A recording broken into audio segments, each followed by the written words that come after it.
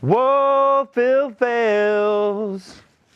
Why do you do this? I want to serve the greater community. Mm-hmm. What I have learned in the climbing that mountain and stumbling and then also to say it's okay to fail. What is the lesson there and learn from it and then keep moving forward. At the risk of failing again. Mm-hmm. I see embrace those failures, embrace those mistakes. The why is serving your community and imparting wisdom. All the wisdom you've learned through your divorce and through your life. You want to share that wisdom with the community so people can grow and live a happier, healthier life. Is that true? But I also want to share one very important lesson. It's about truth. What is the most threatening thing to the planet, right? I think they were asking the presidents, and then at the time ISIS was kicking everybody's butt. So one side was saying it's these terrorists, and then the other president said, no, it's global warming. It's the biggest threat to our planet, which it is, more or less, right? I now think truth is actually the greatest threat to our planet. And I'll tell you why. To me, truth is personal, and that's huge, just to say that. And how I learned it is because I had all these truths to share, right, with my Mayan, with the ecstatic dance, with other things that I had learned. And I mean, I had all these beautiful things that I wanted to share, truths, and then I started to share them. And there's always that some people, you give them, let's say you give them a piece of paper, like, here's some truths. And then they go, oh, thank you. And they walk away. You see them crumble it up and throw it in the trash. Yeah. And then now I'm like, oh, because I have an attachment. That's that demon, attachment. Oh, that's the another demon, attachment. So expectation and attachment. Attachment is a huge demon. Yes. And so I was all hurt, like I'm reacting. I'm like, boom. And then when I finally got this truth is personal, that all these truths are my personal truths. Mm-hmm. When I share truth and when anybody else shares truth to me, it's just data. It's just words now. The minute it leaves my mouth, the minute I write it down and share it, it is solely words, data. I put that with this idea that the map is not the territory. There's this thing that exists in between us. There is reality out there that none of us really knows because we have our own map of it. It's like we've got our own mental model, and it's ours and ours alone. And mine involves, a 46-year-old man and parent to 2 daughters, and all my personal experiences, my ghosts, all of those things, my shadows, and all my light, my wonderful things too.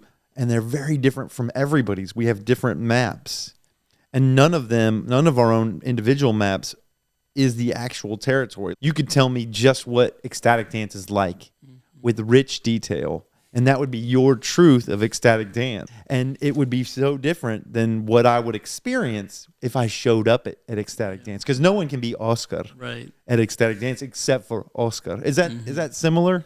Yes, I mean, my sharing of what I'm creating an expectation for you to have when you go. Yeah. And then when you go, you don't have that experience. So now your question, like, what was he talking about? Did Oscar lie to me about ecstatic dance? Where's this epiphany? Where's this? But if I share it with you and saying, hey, this is what I know and what I experienced. Yeah.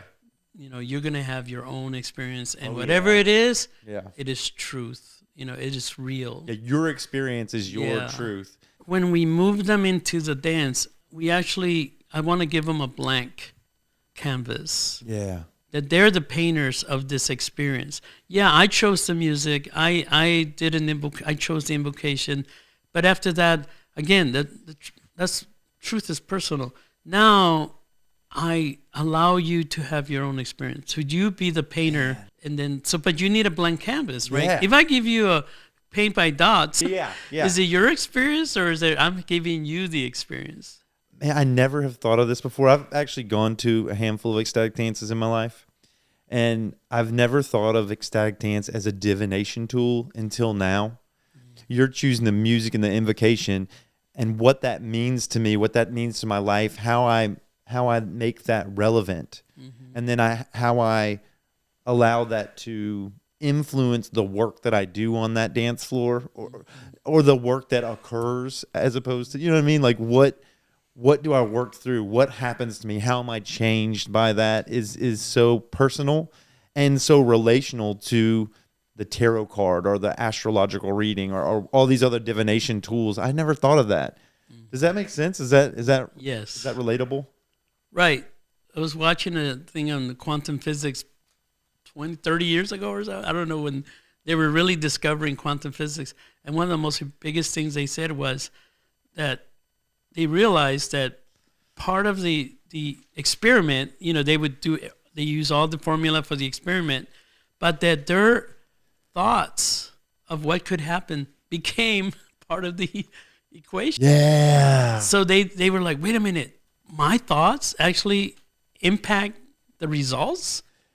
Yeah, isn't that there's this scientific principle that the act of observing something changes its what is the result Right, of what it. could I come forget out. the actual principle, but Yeah. I remember that.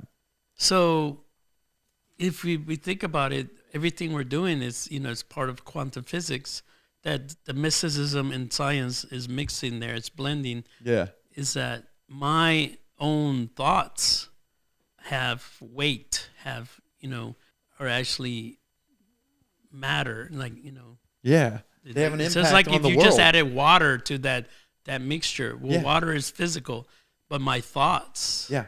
We impact each other and we impact the environment with our thoughts and our vibe, our aura.